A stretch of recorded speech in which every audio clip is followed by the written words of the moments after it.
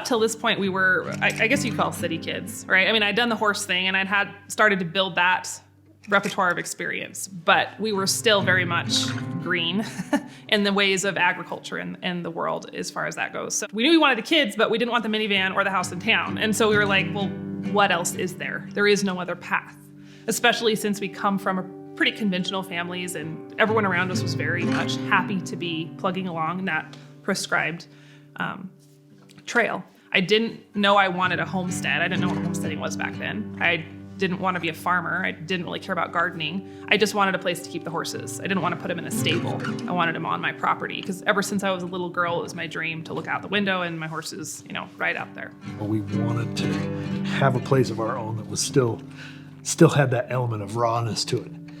I feel like so much of, especially in our country, everything has been subdivided into neighborhoods and into all these little systems that basically take care of everything for you. Your water's taken care of, your trash is taken care of, your city sanitation's taken care of. And I'm like, there's a part of this rawness that I don't want to be a part of that. I want to go where none of those systems exist. So that was what our search initially began looking for. And when we found this place, obviously it fit the bill.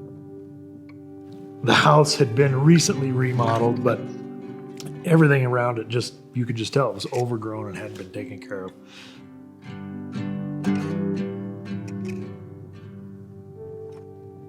So a lot of our friends, a lot of our family looked at us like, "Why are you guys doing this? This is, you don't want to buy that place."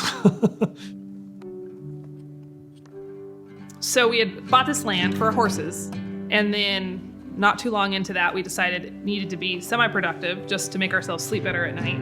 And that opened the door into compost piles and gardens and eventually chickens that led into goats that led into milk cows. And before we knew it, we were what you call full-fledged homesteaders with all the fixings.